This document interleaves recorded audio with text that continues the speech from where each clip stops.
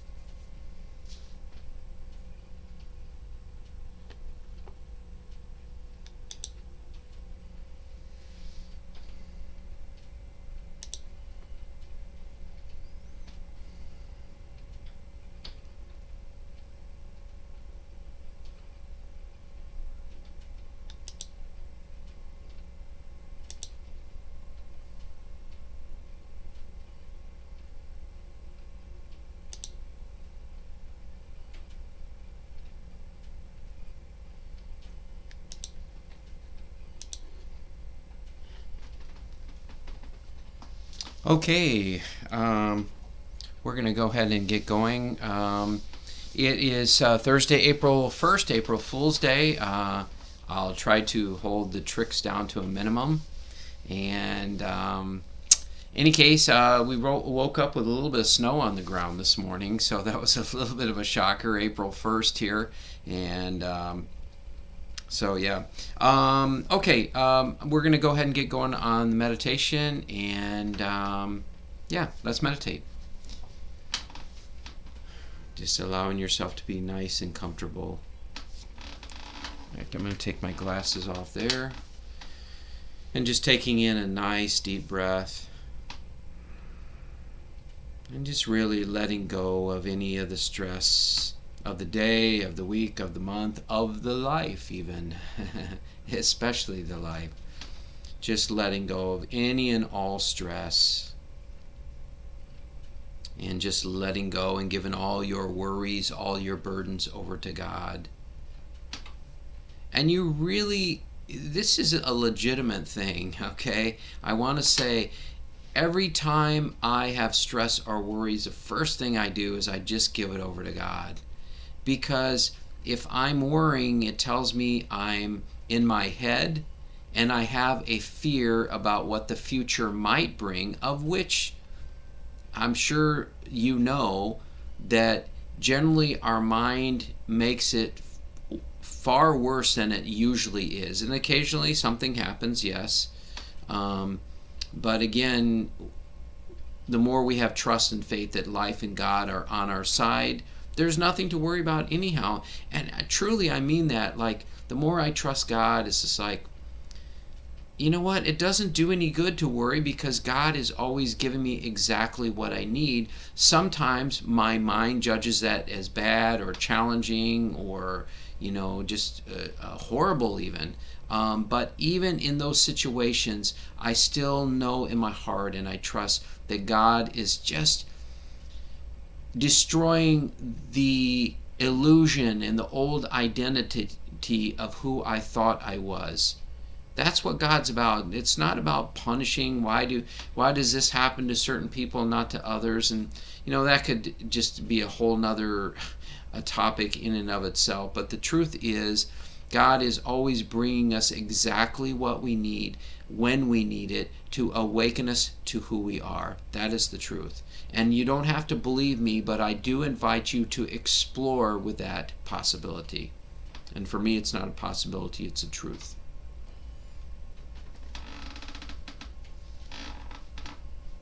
And so just really letting go of any and all past, all future, and just really be here with me now. Be present with me here right now.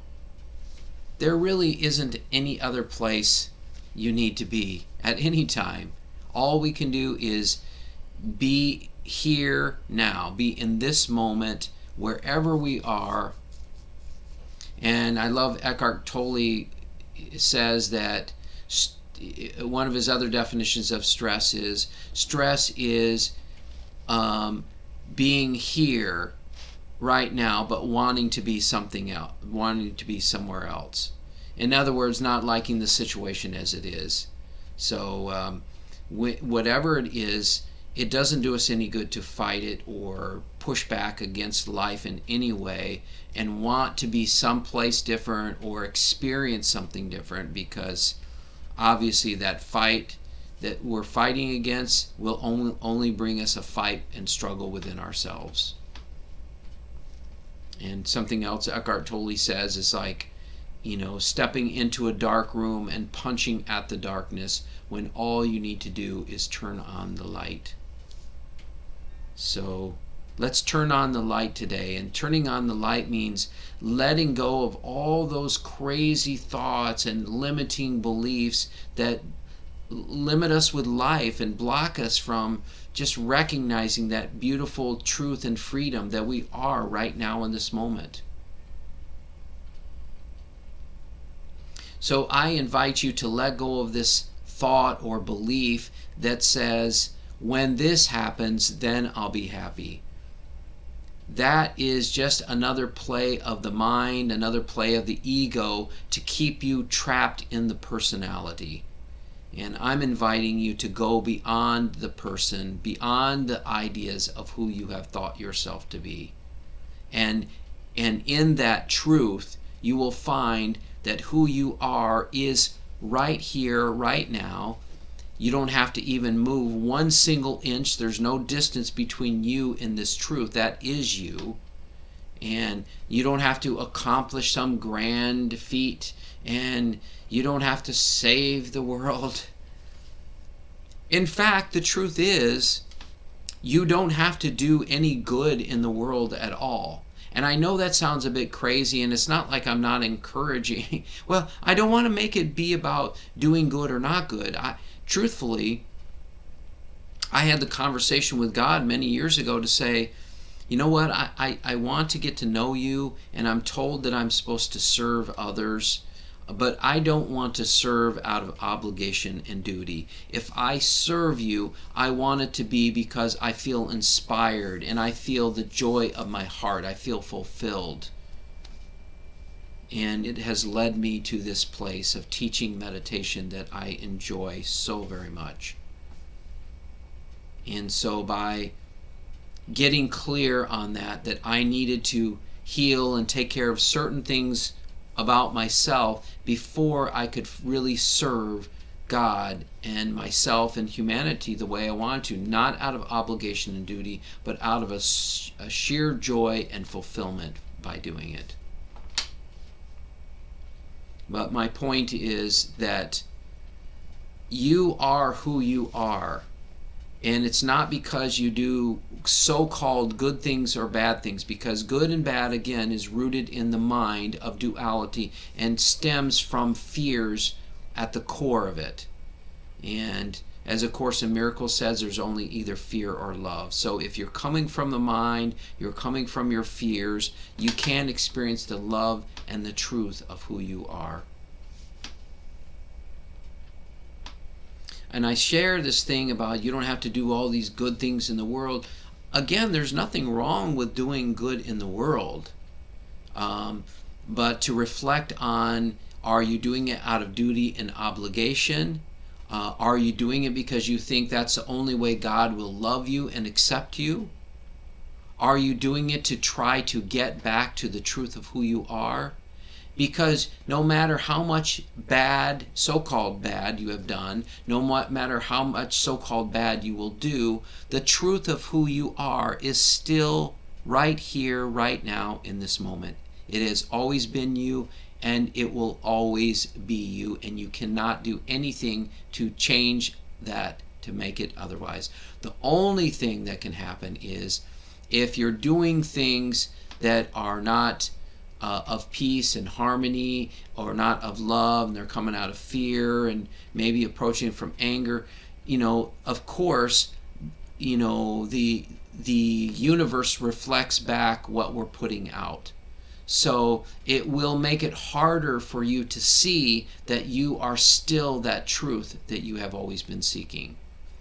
So it's not that that truth of you will go away. It's just that it will be harder to see, and most likely will be veiled by beliefs, illusions, from seeing that very truth of who you are.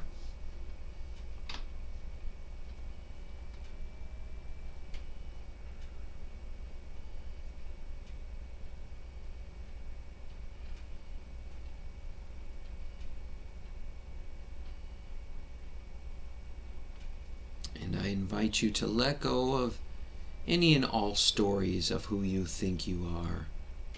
And we do this quite often, but perhaps we keep emptying out. I used to call it the karmic bag of marbles. You might have 500 marbles in there, but just keep emptying out day by day, just letting go of all these stories, letting go of the judgment, letting go of the blame, letting go of all the past. And as you keep practicing and emptying out that bag of karma, the bag of marbles that are your issues, eventually, either with a certain issue, you empty out that bag, or even the very bag that creates the illusion that you are something other than peace, joy, and love. And there will be that day where we empty out that last marble, and only peace, joy, love, and God remain in the truth of who you are. Meanwhile, I'm finding that I have not played and had as much fun and joy in life, perhaps, that I could have. Life has been very, very serious. Very serious thing. This is no joking matter. Don't have any fun, whatever you do. I've been blessed with my wife, who is a naturally playful, lighthearted person, and she has helped me to connect more with the playfulness.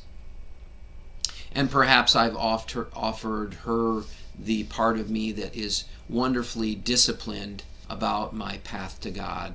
So we've brought good balance with each other. But as I was reading a book by my teacher Sadashiva just last week, and he said there's a misperception of giving up the fun things out of life.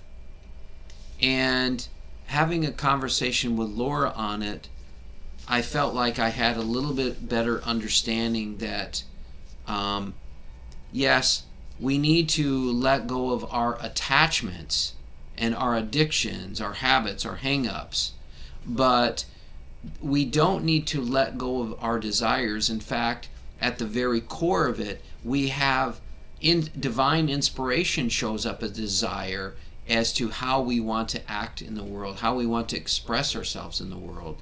So I have this desire to teach meditation. It's a natural, very flowing thing. I also have a desire and an attachment to eating chocolate cake. Now, there's nothing wrong with a desire, but as long as I'm carrying that kind of that addictive pattern about it, then it's going to block me from being at the truth of who I am, that is beyond any addictions or habits, or beyond any need as far as that goes. So I'm recognizing more and more that for me, I really need to just connect with those things that I have a desire to do. I have a desire to get out and go for hikes in nature. Laura and I do that quite a bit, and we like listening to music, but I also enjoy listening to Muji and doing my own meditation. That's very joyful and fulfilling to me, and as well as teaching it. It's definitely something I enjoy every day as well, and is actually what sustains me from having an attitude of gratitude, because I'm doing things that are fulfilling to me. So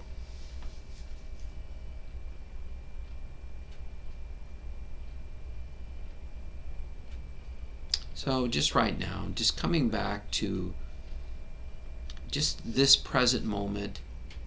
Just you can either come back to being aware of your breath, come back to being aware of the stillness, being aware of the silence, whatever that focal point is for you.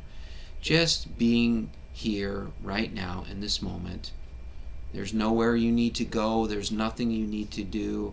I invite you to let go of all your agendas or intentions for this meditation, or even for life as far as that goes, because God is always bringing us what we need, and we spend far too much time creating intentions. Now, with that said, sometimes we have divine inspiration that does flow through us, and I felt a couple months ago I had this clear inspiration to give up sugar for, and I did it for a month, which was miraculous for me.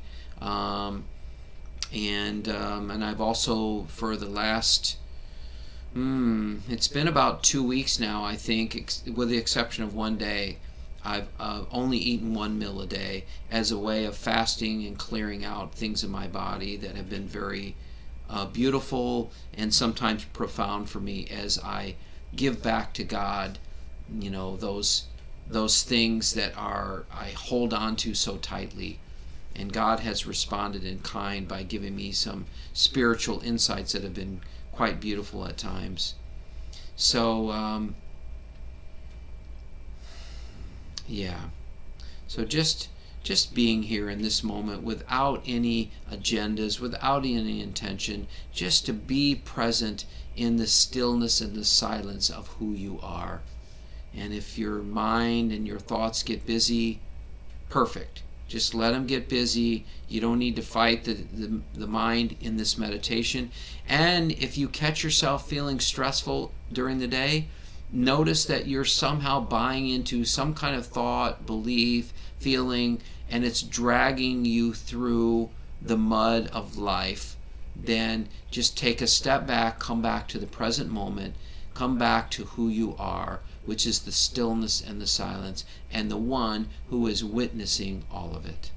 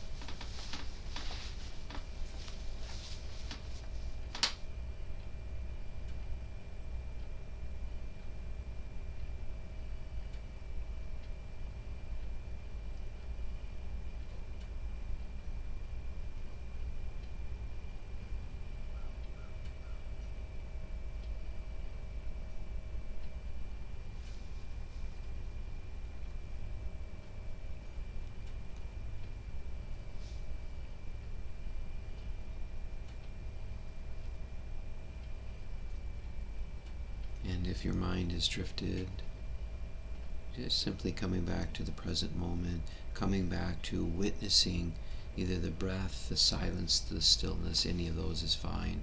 And I apologize for my squeaky rocking chair if that's disturbing you. And if it does disturb you, please be aware of those thoughts and then just come back to the present moment.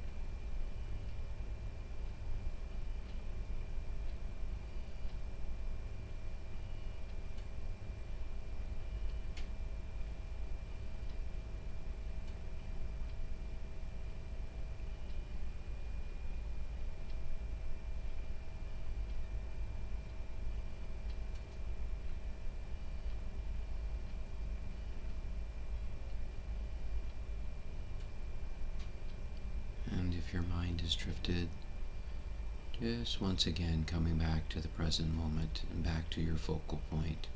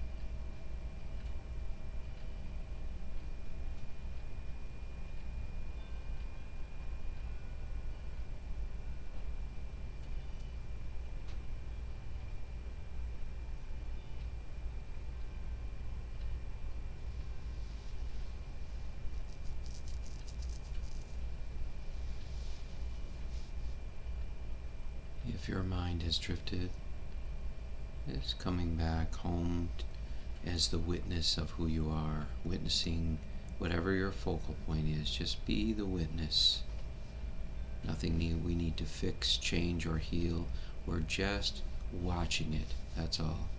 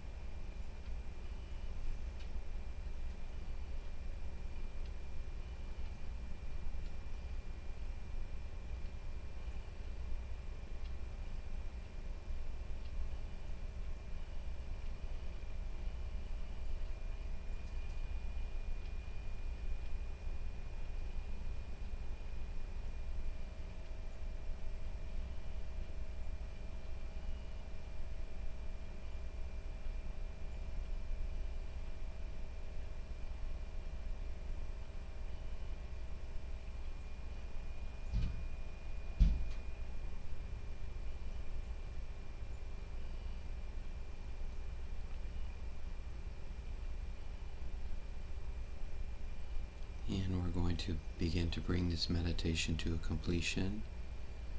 So if you'd like to continue meditating, please mute or turn the device off. And thank you so much for joining today.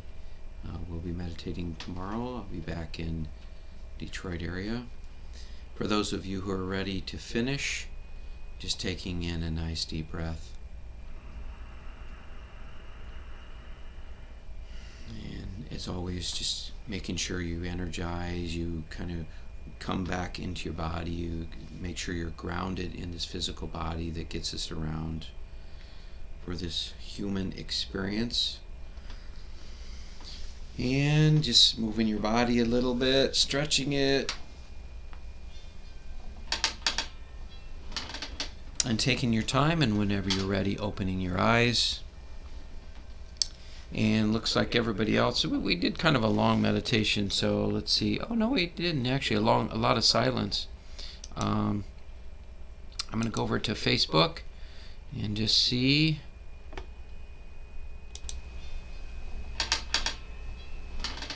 And taking, and let's see, Mary Ann. Good morning, Mary Ann. I don't know if you're still here or not, but thanks for joining this morning. Thank you. And I'm going to swing over to YouTube. Nobody's there right now. Oh, well, somebody is, but let me just see if... I'm going to swing over to YouTube. Nobody's there right now. Okay, Sandy, good morning. Sun in and out here in Dearborn. Okay, well, I'm coming back that way today, so save some sun for me, Sandy, okay? And Michelle, if that's out you in on Facebook, I know you're and you said thank you. I know you're a trickster, so I think you, for April Fool's Day, you sent us some of your snow out there, and I'm not happy about that. I just want you to know that. Yeah, actually, I was very surprised to wake up to snow this morning. It just glazed the ground a little bit, so but it's only going to get up to 37. It's a little chillier today. So we're heading back to Metro Detroit. Mom's doing pretty good. We're going to see her on the way out today, and happy. She's living in a really nice assisted living area that, in Holland, which is about 40 minutes from here. And it's really beautiful. They give her some good food. They have activities daily for them, and she really has a nice setup. So I hope she continues to get her strength and health back, but for right now, or if she stays there, that's fine too. But she's being well taken care of. So happy about that. Thank you guys for joining. And let's see, what's today? Thursday. So we'll be meditating again tomorrow at 10 o'clock in the morning, and hope have yourselves a beautiful day. And Michelle, behave yourself. I know it's April Fool's. Don't be too tricky out there, okay? All right, love you guys. Take care, Sandy. All right, bye-bye.